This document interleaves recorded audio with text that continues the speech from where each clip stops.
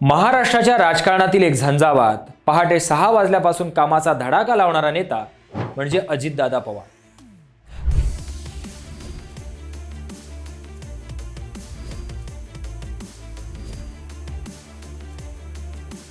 पण दादांच्या आयुष्यात 6 या अंकाचे एक विलक्षण आणि अनाकलनीय महत्त्व होते. त्यांच्या सत्तेच्या खुर्चीपासून ते आयुष्यातील अखेरच्या क्षणापर्यंत 6 या अंकाने त्यांची साथ सोडली नाही.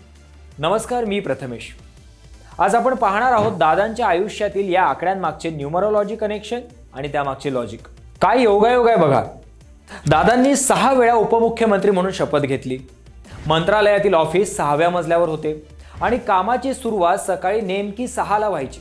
न्यूमरोलॉजीनुसार 6 हा अंक शुक्र म्हणजेच व्हीनस या ग्रहाचा मानला जातो. हा अंक फॅमिली, रिस्पॉन्सिबिलिटी आणि मॅग्नेटिझम दर्शवतो. आता राशींना अनुसरून 6 या आकड्याचा विचार केला तर 6 हा अंक प्रामुख्याने वृषभ म्हणजेच टॉरस आणि तूळ म्हणजे लिब्रा या राशींशी संबंधित आहे. शुक्र ग्रहाच्या प्रभावामुळे असा व्यक्ती शिस्तप्रिय आणि प्रशासनात कडक असतो, जे दादांच्या स्वभावात स्पष्ट दिसत होते.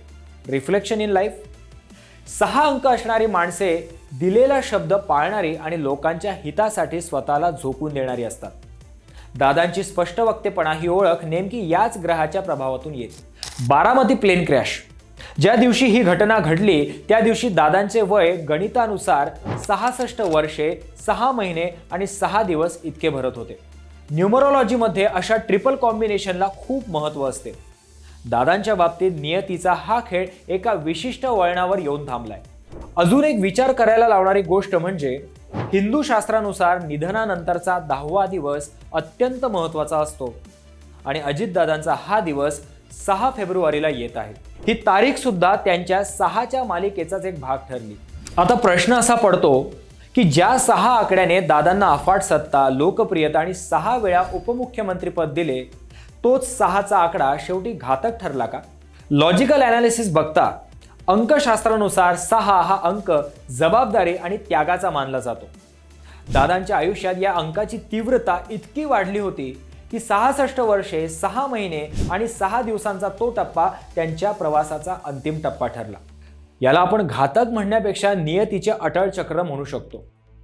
ज्या अंकाने त्यांना यशाच्या शिखरावर बसवले, त्याच अंकाच्या उपस्थितीत त्यांनी या जगाचा निरोप घेतला.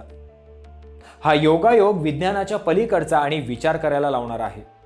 शुक्र ग्रहाच्या प्रभावाखाली 6 हा अंक जणू दादांच्या व्यक्तिमत्वाचा आरसाच होता.